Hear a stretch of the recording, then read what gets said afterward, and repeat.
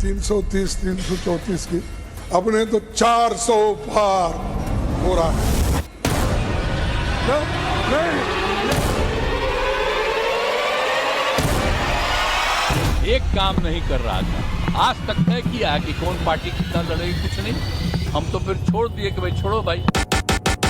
नीतीश जी की यहाँ कोई जरूरत नहीं है।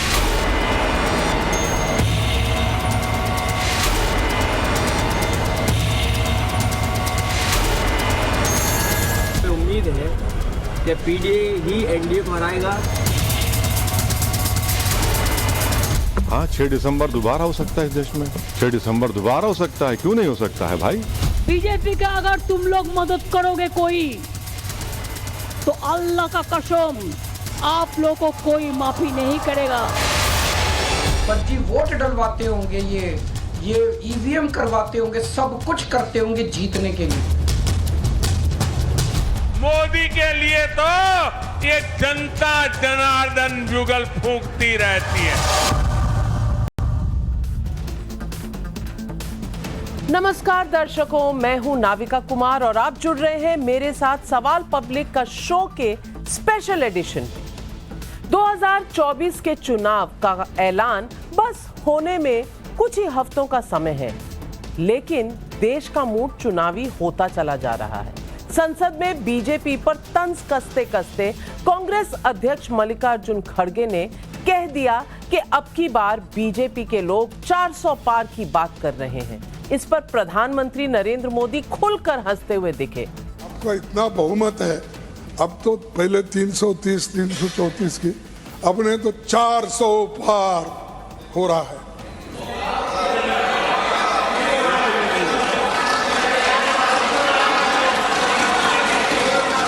अरे 400,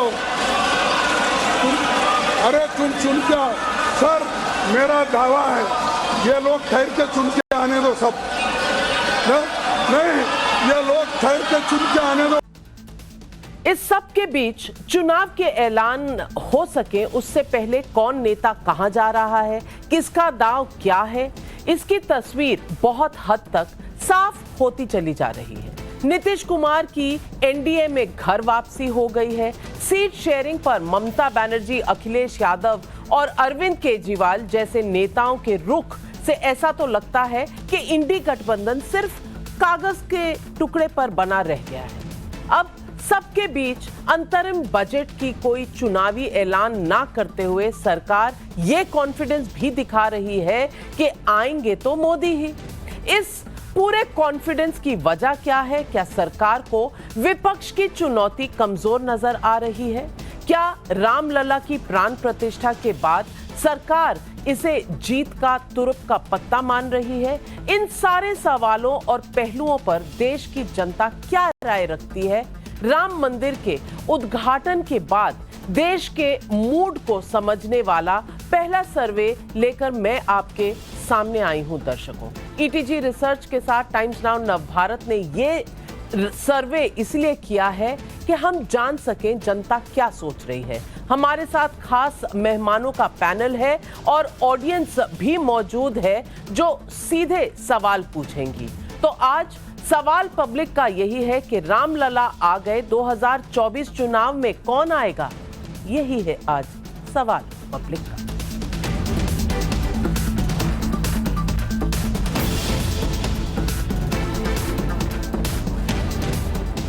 सर्वे के सवाल और उनके नतीजों को आपके सामने रखूं उससे पहले आपको सैंपल साइज बताना चाहती हूं। सैंपल साइज है लगभग 31,270 लोग और ये सर्वे घर घर जाकर हुआ है। 100% डोर टू डोर सर्वे, यानी कि ना ट्विटर पे, ना सोशल मीडिया पे, ना फोन कॉल से, ये घर घर जाके दिल्ली और 24 राज्यों के बीच में ये सर्वे किया गया है। और आज हमारे साथ जुड़ रहे हैं, स्टूडियो में मेरी बाईं तरफ बैठे हैं विवेक श्रीवास्तव जी, राजनीतिक विश्लेषक हैं, और मेरी दाहिने तरफ अवनीजेश अवस्थी जी हैं, राजनीतिक विश्लेषक। हमारे साथ आज पैनल पर जुड़ रहे हैं शलभमणि त्रिपाठी जी, बीजेपी के राष्ट्रीय प्रवक्ता हैं, लखनऊ से जुड़ रहे हैं। हमारे साथ मनोज यादव जी, समाजवादी पार्टी के प्रवक्ता हैं, वो भी इस वक्त लखनऊ से हमारे साथ जुड़े हुए हैं। लेकिन संजय झा जी, इससे पहले कि मैं आपसे पहला सवाल पूछूं, सर्वे जरूर बताना चाहूंगी। और संजय झा जी सब जानते हैं, मेरे मित्र हैं, लेखक हैं, इकोनॉमिस्ट हैं, क्रिकेट एंथुजियास्ट हैं, लेकिन कांग्रेस ने फिर भी इन्हें सस्पेंड कर दिया है। और लेकिन मेरे बहुत अजीज साथी हैं। तो संजय झा, आपका भी टाइम्स नाउ नवभारत पर स्वागत है और चलते हैं सवालों की ओर। पहला सवाल जो हम अपने स्क्रीन पर देख रहे हैं, पहला सवाल जो हमने जनता से पूछा, नीतीश कुमार की एनडीए में वापसी के फैसले को आप कैसे देखते हैं? क्या है आपकी राय?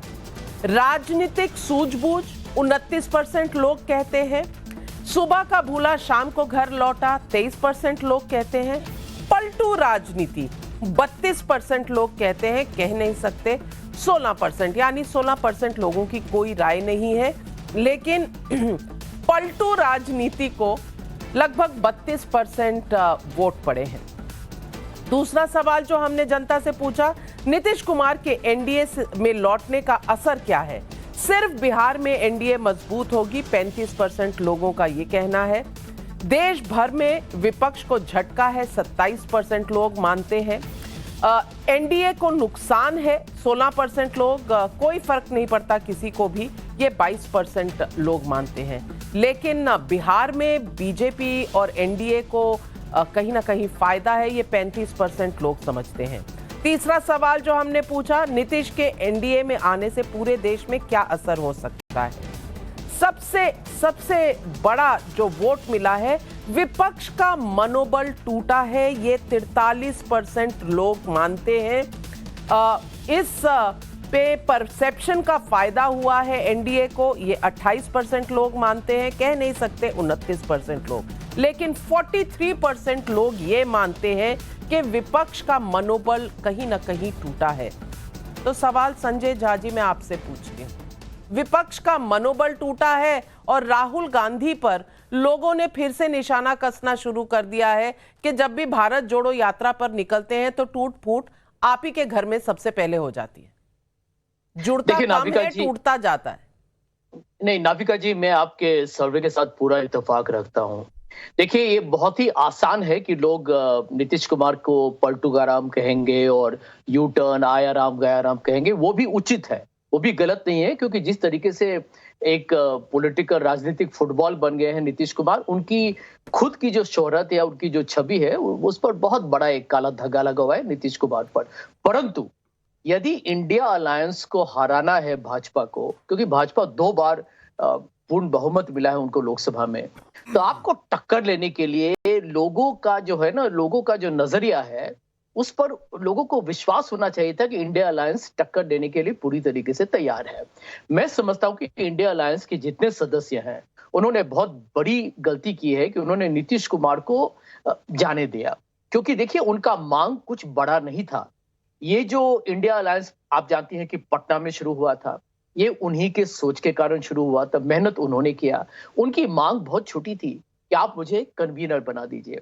आज यदि किसी को भी आप पूछिएगा, जो इंडिया अलायंस के जो समर्थक हैं, जो लोग चाहते हैं कि कांग्रेस और बाकी लोग जीते, और मैं भी उन लोगों में से एक हूं, लेकिन सबको इस बात का बहुत अफसोस है कि अंत में देखिए, जनता का जो एक परसेप्शन है, उसमें लोगों को लगेगा कि ये एक बड़ा नकारात्मक ये हादसा हुआ है। क्योंकि आप चुनाव के पहले ही आपके एक बहुत ही दिग्गज नेता यदि उसमें से निकल गए, जिनके सोच के कारण, जिनका रचनात्मक सोच के कारण इंडिया नाम आप लोगों ने उसका उपयोग किया, उसके बाद चुनाव के पहले वे वापस भाजपा में चले गए, ये एक तरीके से एक धक्का है। और मैं नहीं समझता कि यदि इंडिया अलायंस के कोई भी सदस्य कहेंगे कि ये पलटू राम है, वो आप कहिए, मैं मानता हूं कि नीतीश कुमार पलटू राम हैं, परंतु इसका नुकसान इंडिया अलायंस को भोगना पड़ेगा और इसका फायदा पूरी तरीके से भाजपा की तरफ जा रहा है। बहुत आज आप सच कहने के मूड में, और अवनीजेश अवस्थी जी इतना सच कोई बोल दे तो मुझे परेशानी हो जाती है कि क्या कहें। ये सच आज खड़गे जी ने अपने भाषण में कह दिया। उन्होंने कह दिया अब की बार 400 पार। वो प्रधानमंत्री वहां हंसते हुए नजर आ रहे हैं, और खड़गे जी अगर 400 पार कर रहे हैं, संजय झा अगर 400 पार कर रहे हैं, तो बाकी लोग कर ही क्या लेंगे? नाविका जी, मैं ये सोच रहा हूँ कि मैं काउंटर कहाँ करूँ संजय को। संजय ने हर बात तो सच बोल दी जो उनके दिल में थी, जो उनके डर थे, वो अब तक वो बोल रहे हैं। और नाविका जी, एक बात मैं बता दूं आपको, आप आर्काइव्स में देख लीजिएगा, जब पहली बार वहां मुंबई में पटना के बाद मीटिंग हुई थी तो मैंने कहा था ये जो संयोजक टाइप चीज है ना नीतीश कुमार, यही इस इंडी गठबंधन की सबसे कमजोर कड़ी है। आप जाके देख लीजिएगा, ये उस समय का मिला होगा। और अभी एक नहीं, अभी लोकसभा चुनाव तक आते आते आते आते आते इस गठबंधन, सो कॉल्ड गठबंधन का क्या हाल होगा वो आप देख रहे हैं, अभी देख रहे हैं आप। कौन से, आप ये बता दीजिए, गठबंधन के नाम पे इंडी गठबंधन रख लीजिए लेकिन सीट नहीं देंगे हम। कोई कहता है कि विधानसभा में तो कर लेंगे, लोकसभा में नहीं करेंगे। अरे लोकसभा के लिए गठबंधन बना, कह रहे विधानसभा में करेंगे हम, लोकसभा में हमारा कोई गठबंधन नहीं है। ये हालत है यहां पर। तो ये बात नाविका जी, आप बात समझ लीजिए कि जो लोग कह रहे हैं, और सबसे मजेदार वक्तव्य तो दिल्ली के मुख्यमंत्री का है। उन्होंने कहा जी कि इससे ना एनडीए को बहुत नुकसान हुआ है नीतीश जी के जाने से, लेकिन ये गलत हुआ है। अब वो एनडीए के लिए क्यों, अगर एनडीए के लिए गलत हुआ है तो वो एनडीए के लिए फायदा हुआ है तो गलत क्यों कह रहे हैं, मुझे ये समझ में नहीं आया। ये तमाम इंडी गठबंधन के लोग इतने ज्यादा इस समय हताश और निराश हैं कि वो क्या सोचते हैं और क्या बोलते हैं इनको खुद को मालूम नहीं है। कोई राज्य ऐसा नहीं है जहां पर। तो यहां बैठी पब्लिक क्या कह रही है? नीतीश के वापस आने से नीतीश के बारे में जो परसेप्शन है सो है, मोदी को फायदा हुआ है ज्यादा या इंडिया गठबंधन को लॉस हुआ है ज्यादा? आप क्या समझते हैं? हाथ खड़े करिए। लॉस ज्यादा कौन समझता है कि मोदी को ज्यादा फायदा हुआ है और इंडिया गठबंधन को ज्यादा लॉस हुआ है? कितने लोग समझते हैं? तो इंडिया गठबंधन को ज्यादा लॉस हुआ है, यहां लोगों की राय ये आ रही है। और मनोज यादव जी, मैं आपसे अगर पूछूंगी तो आप क्या जवाब देंगे? क्योंकि भाईचारा जो है वो बढ़ने से पहले रिश्ते टूट गए और जो है डिफॉल्ट में फायदा मोदी जी को हो गया। अब ये कौन सी एकजुट अलायंस है आपकी, जहां ममता जी राहुल गांधी से बात नहीं करना चाहती, जहां केजरीवाल राहुल गांधी की पार्टी को सीट नहीं देना चाहते, और जहां संसद में आज खड़गे जी कह रहे हैं अब की बार 400 पार? सब मोदी जी के आशीर्वाद से आए हैं यहाँ पर। बिल्कुल नविका जी, अभी हमारे ख्याल से अवस्थी जी ने कहा है ना कि आने वाले समय में और भी ज्यादा से ज्यादा लोग टूट के एनडीए में जाएंगे। क्या जरूरत है टूट के जाने की? अरे आप चंडीगढ़ मॉडल लगा देना बस। याद है ना अवस्थी जी, चंडीगढ़ मॉडल याद है ना? कैसे वो दस्तखत बनाते हुए वीडियो वायरल हुआ, कैसे इन बैलेट कोर्ट में जाके कहिए आप, इन बैलेट करते हुए। यहाँ बहस करने को कोई फायदा नहीं, कोर्ट में जाइए, उनको अच्छा? न्यायालय को समझाइए जाकर के। आप शांत हो जाओ, मेरा कहने का कोई फायदा नहीं है। मेरा टाइम है, मेरा टाइम है, शांत हो जाओ, तंज कसते हैं, शांत हो जाओ, मुझे बोलने दो। क्यों बर्दाश्त नहीं हुआ क्या? अरे मेरे को बर्दाश्त नहीं, अरे तंज क्या कस रहा हूं, मैंने पर्दा हटा दिया करके कोर्ट में गए, बीजेपी नग्न हो गई, जो कहेगा और जब नग्न हो गई तो आपको देखा नहीं गया। मुझे भी वो याद है। हाय पीट लो छाती भाई अपनी। अवस्थी जी छाती पीट लो की पीट से। हाय रे बीजेपी नग्न कैसे हो गई? अपनी नहीं, हम दूसरों की। मैंने चंडीगढ़ मॉडल का नाम रख दिया। बोल रहे हो तुम, अब शांत रहना। तुम्हारे कहने तो रहने वाला हूं नहीं शांत में। अच्छा तुम यही पत्रकारिता सीखे, तुम कहने की पत्रकारिता इतने दिन में सीख पाए। मनवाद अभी भी दिमाग में घुसा बैठा है, उसको निकाल दो। टीवी चैनल पे सब बराबर होते हैं। अरे राम भद्राचार्य को भद्राचार्य बोलते रहे ये व्यक्ति, आप बोला राम नहीं बोले ये। आप पुराना देख लीजिएगा नाविका जी, आपके शो में भद्राचार्य जी मुंह से राम नहीं निकाल सके। ये वो मनोज यादव है, ये कोई नाम तक लेने में। चलिए मनोज यादव जी, मनोज यादव नहीं निकाल सकता मुंह से ये। मनोज यादव जी अपना आर्ग्यूमेंट दे रहे हैं, सुन लेते हैं, उसके बाद टिप्पणी देंगे। मेरे चाचा जी का नाम राम सुधार यादव है, मेरे ताऊ जी का नाम राम सिंह यादव है, मेरे एक और चाचा का नाम रमापति यादव है। शर्माई, थोड़ा सा शर्माई की नहीं आई? हमें नहीं और वंशावली बताइए ना। अवस्थी जी मुझसे तो बोलने से पहले 100 बार सोच के बोला करो। अच्छा हमारे अपने मुद्दे पर वापस लौटते हैं। इंडिया गठबंधन का मुद्दा है। राम के मुद्दे पर तो अभी मैंने सवाल पूछा ही नहीं, रखा ही नहीं जनता की राय क्या है, मैं उस पर भी आऊंगी। लेकिन मनोज यादव जी, आर्ग्यूमेंट क्या है? नहीं हो गई, चंडीगढ़ मॉडल नहीं है क्या इस देश में? अच्छा चंडीगढ़ मॉडल, चंडीगढ़ मॉडल, शलभ मणि त्रिपाठी जी जवाब दीजिए। आपको पार्टियां तोड़ने की जरूरत नहीं है, लीडर ले जाने की जरूरत नहीं, आप चंडीगढ़ मॉडल इस्तेमाल करिए। ये आपके ऊपर आरोप है मनोज यादव जी का, समाजवादी पार्टी का, जवाब दीजिए। मैं तो सिर्फ इतना कहना चाहता हूं कि देखिए, स्वाति मालीवाल जी शपथ ले रही थी, पूरे देश ने देखा कि स्वाति मालीवाल जी को बताया जाता है कि वो आम आदमी पार्टी की बड़ी नेता हैं, और जब शपथ लेने गई तो उनको राज्यसभा के भीतर यह भी नहीं समझ में आया कि वो निर्वाचित हैं या वो नियुक्त की गई हैं। उन्होंने 2 बार शपथ लेनी पड़ी, उनको 2 बार शपथ ली क्योंकि एक बार गलती की, उन्होंने कहा कि हम नियुक्त किए गए हैं। तो जो राज्यसभा के स्तर पर जो लोग शपथ लेने जा रहे हैं, जब उनको ये नहीं पता कि वो किस प्रकार से शपथ ले रहे हैं, तो वो लोग ये दावा करते हैं कि हमारे पार्षदों ने सही वोट दे दिया। जब राज्यसभा स्तर के लोग, उनको शपथ लेनी नहीं आ रही, तो जो पार्षद स्तर के लोग हैं आम आदमी पार्टी के या कांग्रेस पार्टी के, उन्होंने क्या किया होगा वहां पे जाके, और वही हुआ। आप देखिए, अगर आपको लगता है गलत हुआ, जाइए ना कोर्ट के भीतर, लेकिन ये इस प्रकार का अफवाह फैलाना, इस प्रकार का झूठ फैलाना, इससे कुछ होगा नहीं। आप हर बार सवाल उठाते हैं, कभी आप कहते हैं कि ईवीएम पे सवाल उठाते हैं, और जब इलेक्शन कमीशन कहता है कि आइए ईवीएम को हैक करके दिखा दिए, सब गायब हो जाते हैं, सब रफू चक्कर हो जाते हैं। उनके पास तब कोई तर्क नहीं मिलता कि हाँ साहब हम आए हैं, हम ईवीएम को हैक कर देंगे। लेकिन क्योंकि जब चुनाव हारना है, तो जनता के सामने या अपने जो 2-4% लोग जो वोट दे रहे हैं या कार्यकर्ता, उनके सामने क्या मुंह लेके जाएंगे? उनके सामने यही मुंह लेके जाते हैं कि साहब ईवीएम ने बेईमानी कर दी, साहब इलेक्शन कमीशन ने ऐसा कर दिया। किसी भी संस्था पर इनका विश्वास नहीं है। क्यों? क्योंकि ये तो वो लोग हैं, मुझे कहना नहीं चाहिए था, मैं तो आज कह रहा हूं इस बात को, कि ये वो लोग हैं जिन्होंने कभी किसी संस्था का सम्मान नहीं किया, और जब जब हारे हैं तब तब ये कहा है कि पिच खराब थी, दर्शक खराब थे। मनोज यादव जी 10 सेकेंड।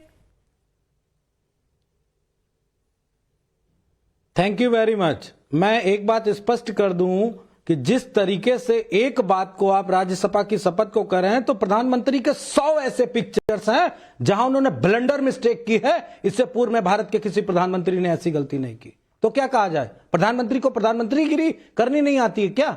ये मैं कहूं क्या? शर्म नहीं आती है आपको इस तरह की बात करते हुए? अरे कम से कम मुद्दे की बात बताओ कि क्या आपके पास जो चंडीगढ़ मॉडल है उसका ईवीएम में कैसे इस्तेमाल करते हो, उसकी रिकॉर्डिंग नहीं आती है। इसकी तो आ गई, जब बैलेट को ही आप इस तरह कर देते हो रिकॉर्डेड, और कह रहे हो कोर्ट के सामने जाओ। जाएंगे कोर्ट के सामने, अवस्थी जी हिसाब तो तुम्हारा भी होगा। अब समझ में आया? आ गया होगा बेहतर तरीके। चलिए नहीं, मैं सवाल और उठाती हूँ। क्या होगा? नहीं, क्या रामपुर वाला, रामपुर तिराहे वाला होगा या गेस्ट हाउस वाला होगा? समाजवादी पार्टी का कौन सा मॉडल होगा? नहीं, हिसाब सब या सरयू को लाल करने वाला होगा? उनका भी हिसाब होगा। सरयू को लाल करने वाला होगा, गेस्ट हाउस कांड जैसे मायावती जी को क्यों सरकार से सवाल पूछने में उत्तराखंड के लोग सरकार ऐसी बातें ना करें, ये नेशनल टेलीविजन है यहाँ। हाँ, मर्यादा सब बनाए रखें। अगला सवाल जो हमने जनता से पूछा, अभी इंडी गठबंधन की सबसे कमजोर कड़ी कौन है? राहुल गांधी 24% लोग कहते हैं, ममता बनर्जी 15% लोग कहते हैं, अरविंद केजरीवाल 18% लोग कहते हैं, एमके स्टालिन 11%, इनमें से कोई नहीं 32%, यानी कि कोई खड़ा ही नहीं होता। लेकिन सबसे ज्यादा वोट तो राहुल गांधी जी को पड़ रहे हैं, सबसे कमजोर कड़ी। बंगाल में राहुल गांधी की न्याय यात्रा पर ममता बनर्जी की नाराजगी पर क्या कहेंगे लोग? ममता गठबंधन के भरोसे नहीं है, 34%। राहुल की रणनीति में चूक हुई है, 37%। दोनों मिला दीजिए 71%। सबको मोदी का विकल्प बनना है, 21%। कह नहीं सकते, 8%। सीट शेयरिंग पर केजरीवाल अखिलेश कांग्रेस पर सख्त क्यों है? मौके का फायदा उठाना चाहते हैं, 32%। कमजोर कांग्रेस सूट करती है, 23%। गठबंधन सिर्फ एक दिखावा है, 35%। कह नहीं सकते, 10%। अब ये है जनता की राय। हरीश रावत जी पूर्व मुख्यमंत्री हैं उत्तराखंड के, हमारे साथ जुड़ रहे हैं। हरीश रावत जी नमस्कार। और मुझे ये बताइए कि जनता को बिल्कुल भी भरोसा नहीं है इस बात पर कि राहुल गांधी में लीडरशिप क्वालिटीज हैं, या राहुल गांधी इस इंडिया अलायंस को साथ रख सकते हैं? क्योंकि नीतीश कुमार पहले निकल गए, ममता बनर्जी लड़ रही हैं, अखिलेश बात नहीं करना चाहते, केजरीवाल सीट नहीं शेयर करना चाहते। तो भैया कांग्रेस का होगा क्या? नाविका जी, आप भारत की राजनीति की उतनी ही बड़ी जानकार हैं जितना जानकारी मुझको है।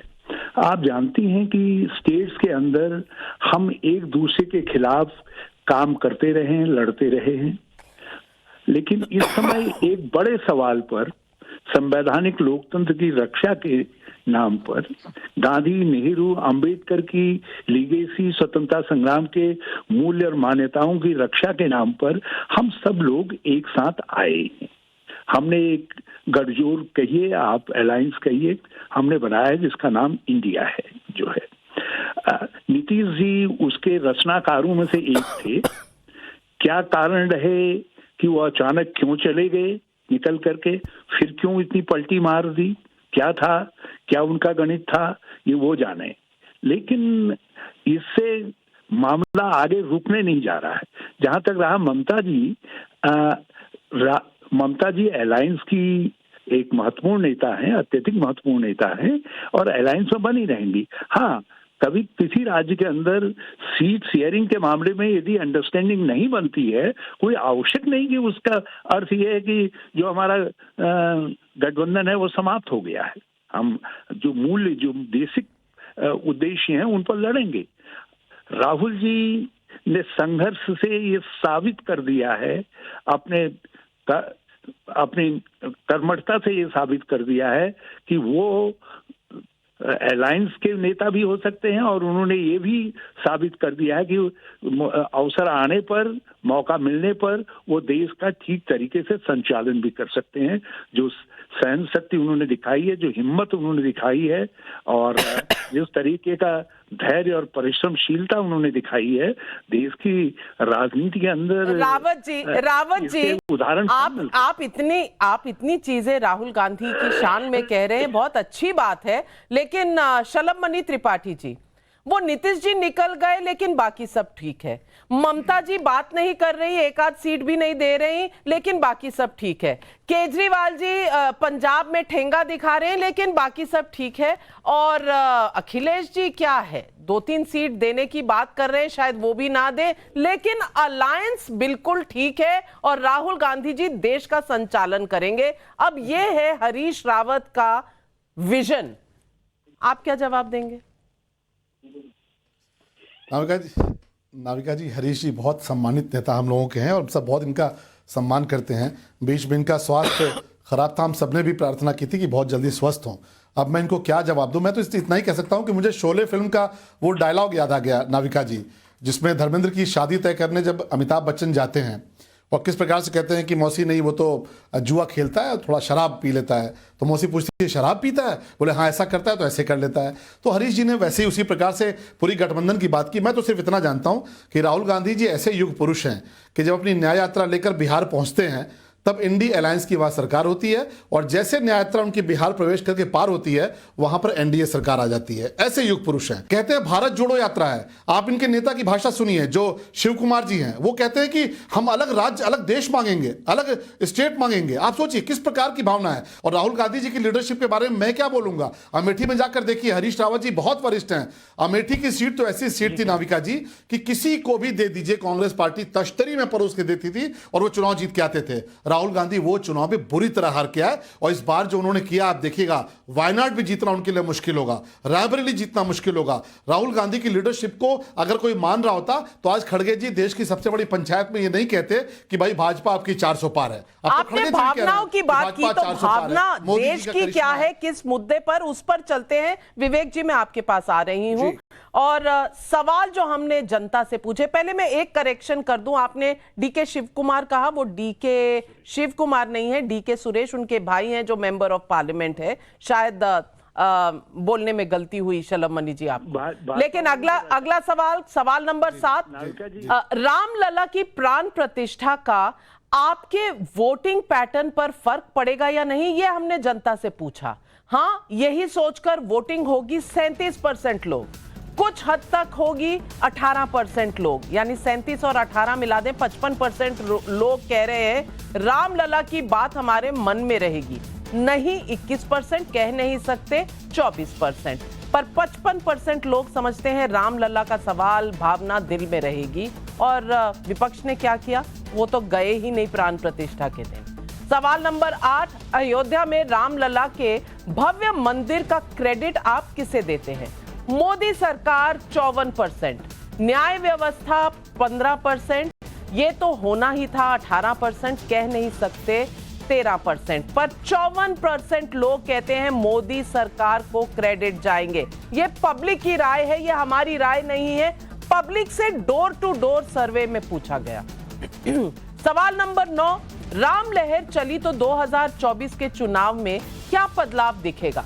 जाति का मुद्दा हवा हो जाएगा 21% लोग, हिंदू वोटर्स एकजुट हो जाएंगे 38% लोग, राम मंदिर सब पर भारी होगा 23% लोग, एकजुट विपक्ष का मनोबल टूटेगा 18% लोग।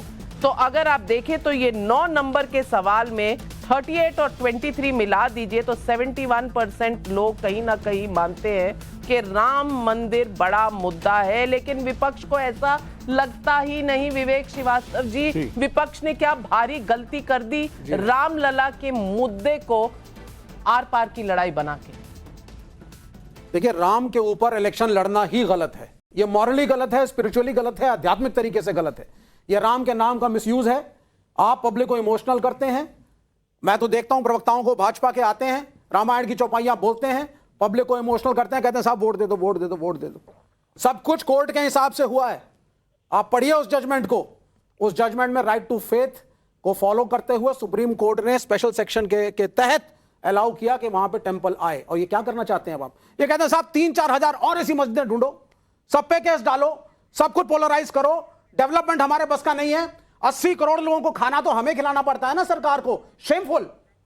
141st आपकी रैंकिंग है स्टैंडर्ड ऑफ लिविंग में, यानी किस तरह का घर, किस तरह का खाना, किस तरह का कपड़ा, उसमें आप 141st हैं। फिर कहेंगे साहब इतने बिलियन की इकोनॉमी हमने खड़ी कर दी। It is skewed economy. कुछ बड़े उद्योगपतियों के हाथ में सब कुछ है और बाकियों के हाथ में तो एक प्लेसमेंट नहीं है कॉलेजेस में। स्कूल की फीस और कॉलेजेस की फीस पर नजर मारिए। लड़ेगी भाजपा, राम पे क्यों लड़ रही है? क्योंकि फेल हुए हैं और लोगों को, इसलिए ये राजनीति देश के लिए गलत है। फैक्ट चेक कर दूं आपको, जो कोर्ट ने वर्डिक्ट दिया था वो सिर्फ फेथ पर नहीं था, टाइटल सूट था, उस पे एविडेंस था कि टाइटल किसके पास था पहले, तो सिर्फ फेथ पर ये मुद्दा नहीं था। जो लोकतंत्र की बात करता हो, लोकतंत्र में 543 में जिसका एक एमपी हो, जिसका एक एमपी हो, नहीं पड़ता, तुम्हारे भी दो थे, वो लोकतंत्र की बात करता है, आपके भी दो थे, वो जनता की आवाज की बात करता है, अपनी जनता की आवाज वो है, जनता की आवाज संसद के भीतर है, जी बिल्कुल, जिसमें 543 में से 353 नीतीश कुमार की क्या आइडियोलॉजी वो है यहाँ पे भारत के नीतीश कुमार की क्या आइडियोलॉजी है? और सुन लो आगे, और सुन लो आगे, नीतीश कुमार की क्या आइडियोलॉजी? अरे सुन तो लीजिए ना, नीतीश कुमार बोल दीजिए सर। क्या आप मेरे वरिष्ठ मित्र हैं, मुझे बताइए, नीतीश कुमार जो पलटू राम की तरह आ जा रहे हैं, आप राम और नीतीश, मोदी और कोर्ट में इतने कंफ्यूज हैं, लेकिन मैं मनोज यादव जी से पूछना चाहती हूं, क्या रामलला के इस मुद्दे पर आपको लगता है विपक्ष ने कहीं ना कहीं गलती कर दी? नहीं, देखिए मैं इस बात को बिल्कुल गलत नहीं मानूंगा, क्योंकि कांग्रेस के भी कई लीडर गए हैं और हमारी पार्टी के आदरणीय राष्ट्रीय अध्यक्ष जी ने भी इस बात को कहा कि हम आने वाले समय में जाएंगे, और हमारी पार्टी के विधायक हैं तमाम सारे। अभी हमारा जो अयोध्या के हमारे जो सांसद के प्रत्याशी नियुक्त किए गए अवधेश प्रसाद जी अभी हनुमानगढ़ी का दर्शन करने गए थे, तो ये कौन सा आरोप हुआ? और मैं तो एक बड़ी बात कहने जा रहा हूं, शायद समझ में आ जाए। अगर बीजेपी भगवान राम को बेच रही तो भगवान राम देख रहे होंगे। अभी तक तो आए नहीं थे भगवान जी, अभी तक पता नहीं कहां थे, वो बीजेपी को लोग बताते नहीं। अब आ गए अयोध्या, राम जी अयोध्या आ गए। अगर उनको बेच के लड़ेगी तो बीजेपी को इसका पाप भोगना पड़ेगा, इसमें दो राय नाविका जी नहीं। अभी हमारे ऊपर आरोप लगा हम आतंकवादियों को छोड़ते थे। ISI आतंकवादी पैदा करती है ना, कहां बुलाया था? उरी वाले अटैक पे बुलाया था? नहीं बुलाया था। अभी ना बताया देश को पाकिस्तान चले गए थे? नहीं चले गए थे। जिन्ना की मजार पे चादर चढ़ा आए थे कि नहीं आए थे? और जब देखो तब बुला लेते हो। कारगिल में भी आप ही ने बुलाया था, संसद भवन के अटैक पे भी आपने बुलाया था। मेरा गंभीर आरोप है, कंधार तक भी तुम ही छोड़ने गए थे, ये भी मेरा गंभीर आरोप है। पैसे दे के क्या बोल रहे हैं आप? आप कह रहे हैं राम को बेच दिया। मुझे पहले अव्वल तो ऐसे लगता है कि जो लोग राम में मानते हैं कम से कम उन्हें ऐसी शब्दावली का प्रयोग नहीं करना चाहिए। और आप नेशनल सिक्योरिटी के मुद्दों में जनता की राय का मिश्रण करके कुछ और ही हलवा बना रहे हैं। शलभमणि त्रिपाठी जी जवाब दीजिए। शलभमणि त्रिपाठी जी जवाब दीजिए। गुमराह किया जा रहा है, कोर्ट की भाषा को कैसे गलत अभी मैं अपने वामपंथी साथी को सुन रहा था, इनकी पूरी कोशिश ये थी ये बताएं कि नहीं साहब ये तो पूरा निर्णय जो आया कोर्ट से आया, पूरा निर्णय इसमें कोर्ट का लेना देना है, इसमें बीजेपी का कोई लेना देना नहीं। तो ठीक है, आप क्यों परेशान हैं? आप तो अपने आप को टीवी चैनलों पर खुलेआम कहते हैं कि मैं नास्तिक हूं। तो जो लोग नास्तिक हैं उनको भगवान राम पे, सनातन पे, हिंदुत्व पर टिप्पणी करने का कोई अधिकार हम नहीं देते। हम नहीं, देखिए नाविका जी को बीच में रोकिए। चलो मनी जी, हाथ जोड़ के निवेदन है, आपने तो शंकराचार्य को ही हिंदू समाज से बहिष्कार कर दिया। देखिए जो सर्वोच्च है हिंदू समाज में, आपने तो उसी को उठा के बाहर फेंक दिया चारों को। और कहा वो आए ना आए, मोदी जी हैं, मोदी जी करेंगे। पट्टी खुलती तो बौखलाते क्यों हैं आप? नहीं, मैं तो आपको बता रहा हूं, जो आपने किया है, आपने राम के नाम को बेचा है वोटों के लिए। टिप्पणी करने वाले राम राम राम राम राम राम राम बोल के वोट मांगते हो। दूसरे ऐसे पैनलिस्ट हैं जो कह रहे हैं राम को बेचा जा रहा है। शलम मनी त्रिपाठी जी, पहले तो इसका जवाब दीजिए। जो मनोज यादव जी और विवेक जी का आरोप है कि राम के नाम को बेचा जा रहा है। देखिए, राम के नाम को किसने इस्तेमाल किया और भगवान राम के नाम को लेकर किसने यहां पर जहर भरने का काम किया, मैं जानना नहीं चाहता था। लेकिन कौन कहता था कि मुझे अगर 4 बार गोली चलवानी पड़ती तो मैं 4 बार गोली चलवाता? कौन कहता था अगर लाशें गिरानी पड़ती तो और लाशें गिराता? कौन ये कहता था कि नहीं मैं तो किसी कीमत पर परिंदा पर मारने देता? वहां पर किसने पंचकोशी की परिक्रमा पर था? और मध्य प्रदेश में आपके मुख्यमंत्री शिवराज सिंह चौहान ने किसानों पर गोलियां चलवाई नहीं चलवाई? सबसे बड़ी नरेंद्र मोदी ही वो व्यक्ति है जिसने गुजरात में हजारों लोगों की जान के जिम्मेदार हैं। थोड़े बहुत बच्चे करवा दिया गुजरात में। ये है कि जब भगवान राम के आप सुप्रीम कोर्ट के ऑर्डर के जानते हैं, लेकिन आप फिर भी इस मुद्दे को उठाते रहेंगे, आप बार बार गलत बयानी करते रहेंगे। ये फितरत क्यों है? कहीं सुप्रीम कोर्ट को कहीं सुप्रीम कोर्ट को आप सब सर्वोच्च मान लेते हैं और कहीं पर उनकी ऑर्डर को आप भूल जाते हैं। कहीं पर आप सुप्रीम कोर्ट को कहते हैं सरकार के इशारे पे चलता है, कहीं आप कहते हैं कि सुप्रीम कोर्ट के ऑर्डर पर आप कुछ कहना ही नहीं चाहते, मानना ही नहीं चाहते। दीजिए एक बार। नहीं, आपके पास कोई एविडेंस है तो कोर्ट जाइए। सुप्रीम कोर्ट के आदेश को भूले हैं, हमको याद दिला दीजिए। हम कब भूले हैं? हम कब सुप्रीम कोर्ट के आदेश को भूले हैं?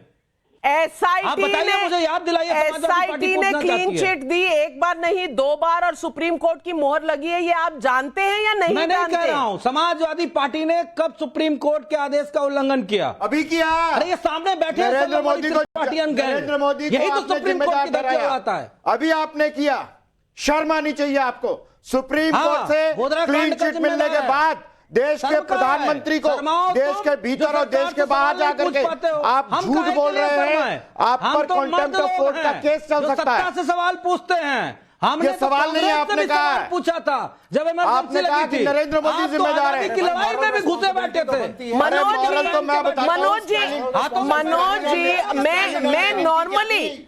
जी, मैं नॉर्मली मानती हूँ कि आप एक ऐसे प्रवक्ता हैं जो बिल्कुल फैक्ट्स पर जाते हैं। आज मोदी विरोध में आप पता नहीं क्या क्या कह रहे हैं जो फैक्ट से इतना दूर है जितना धरती से सूरज दूर हो। इस देश के संवैधानिक पद पर, शीर्ष संवैधानिक पद पर बैठे व्यक्ति का विरोध होगा।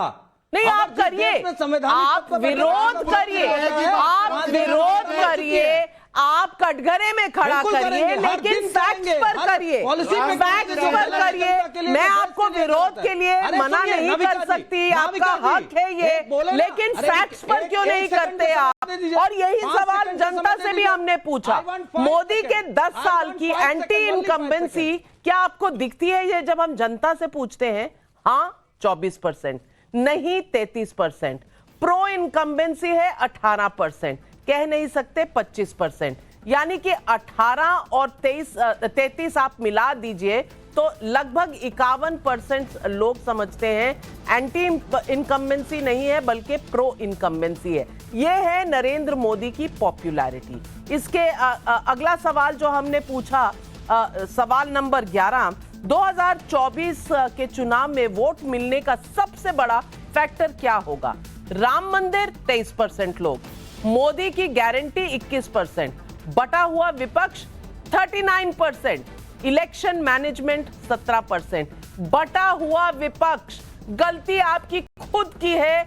ये विपक्ष क्यों नहीं समझ रही, जिसके पास ना स्ट्रैटेजी है, ना लीडर है, ना कोई इस तरह का गठबंधन है जो चैलेंज कर सके। देखना है अंदर, लेकिन मोदी विरोध में बाहर ही बाहर बोलते चले जा रहे हैं। सवाल नंबर 12, विपक्ष का कौन सा नेता माफ कीजिएगा पीएम मटेरियल है? राहुल गांधी 19%, ममता बनर्जी 15%, अरविंद केजरीवाल 12%, एमके स्टालिन 6%, उद्धव ठाकरे 8%, इनमें से कोई भी नहीं 40%। अब ये जनता कह रही है। एक छोटी बात कह सकता हूं, वो जो इन्होंने कहा ना इनमें से कोई नहीं, अब ये मनोज यादव जी कहेंगे यही वाले तो हैं, वो अखिलेश यादव 40% वाले नहीं है। 2004 में सरकार बनी थी मनमोहन सिंह की, और वो प्राइम मिनिस्टरियल कैंडिडेट नहीं थे। Sanjay Jha, problem is with in. Alliance में प्रॉब्लम है, कांग्रेस में प्रॉब्लम है, गठबंधन में प्रॉब्लम है, गाली और विरोध मोदी का कर रहे हैं। कहीं विपक्ष की पूरी स्ट्रैटेजी गलत चीजों पे तो नहीं टिकी हुई? देखिए नाविका जी, जैसे ना आपने पूछा है, मैं समझता हूं कि जमीनी स्तर पर बहुत ही गहरे समस्याएं हैं। आम आदमी जिसके बारे में बहुत कम चर्चा होती है, हम आवाम के बारे में यदि हम सोचें, जो गांव में रहते हैं, जो पिछड़े जात के हैं, या जो जिनके विरुद्ध में बहुत सारे अत्याचार हुए हैं, दलित हो या जो भी हो, मैं समझता हूं कि उनकी जो भी दिक्कतें हैं उनको भी एक विकल्प चाहिए। तो आपने सही कहा है कि अभी मैं समझता हूं कि भारत को एक मजबूत, एक विरोधी दल ही नहीं, एक विकल्प चाहिए जो सरकार चला सके। और चाहे आप बेरोजगारी लें, जो एक बहुत ही मैं समझता हूं कि भारत के युवाओं के सपनाओं को खत्म कर रहा है।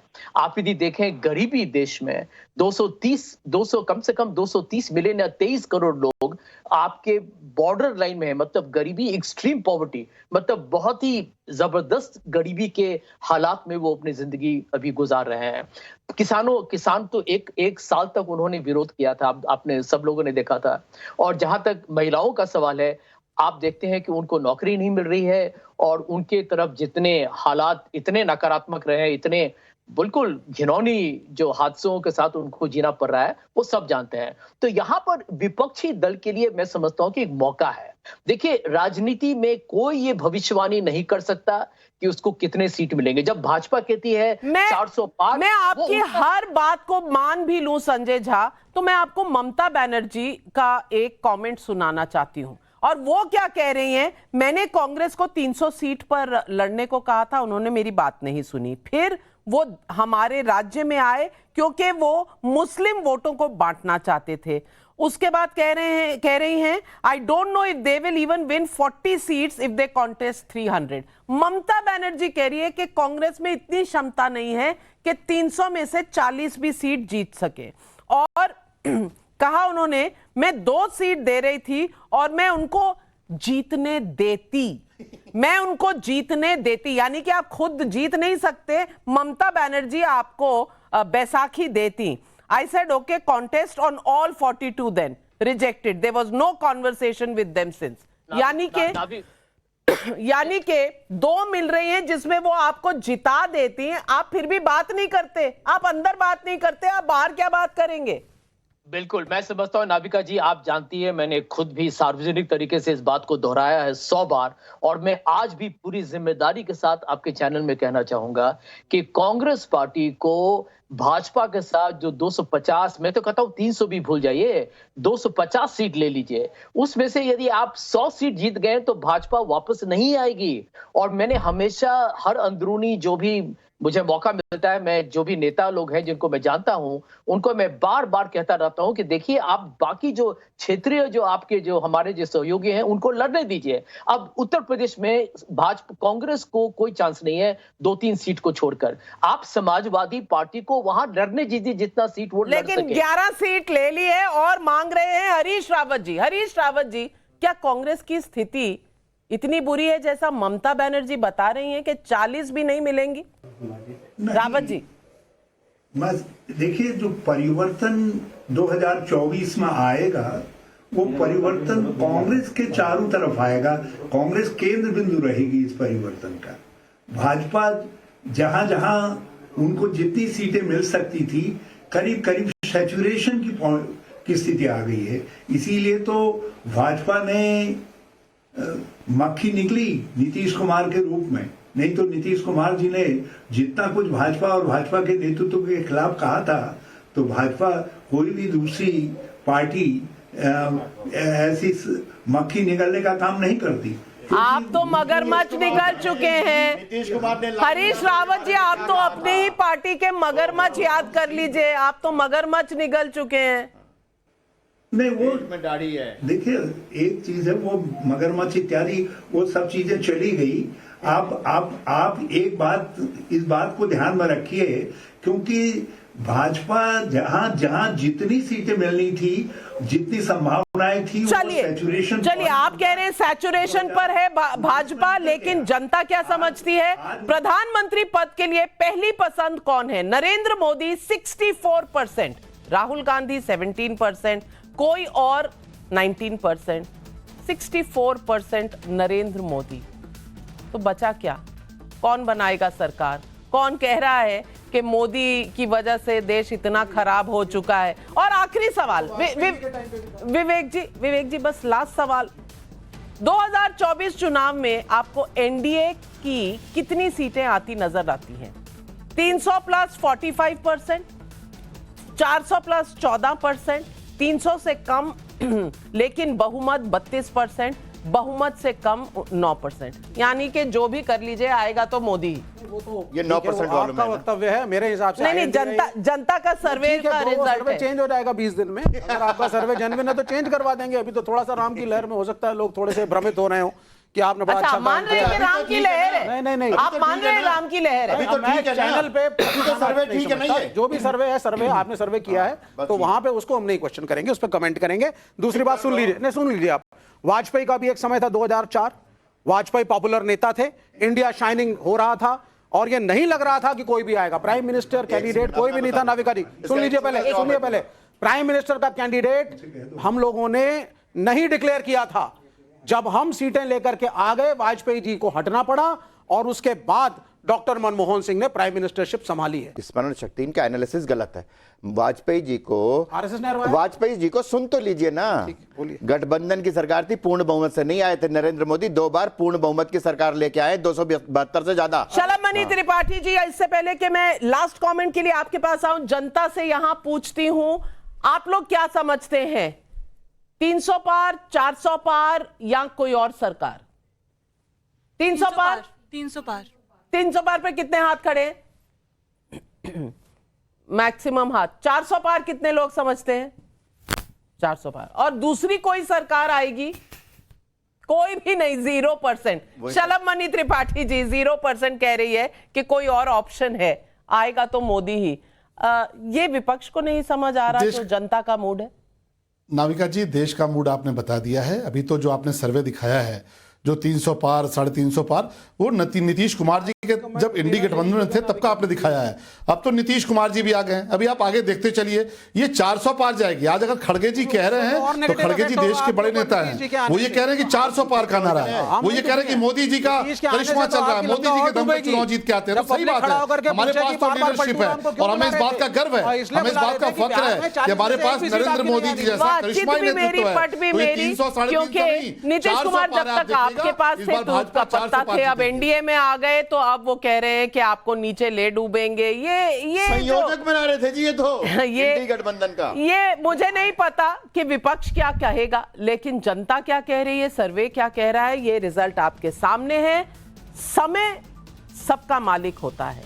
अब कुछ ही समय रह गया है, क्या ये परिणाम बदलेंगे, पलटेंगे या आएगा तो मोदी ही, ये तो जनता तय करेगी। आज हमारे साथ सवाल पब्लिक के इस स्पेशल एडिशन के शो में जुड़ने के लिए आप सबका बहुत बहुत धन्यवाद, और मेरे साथ स्टूडियो में और मेरे सारे पैनलिस्ट का भी बहुत धन्यवाद। नमस्कार।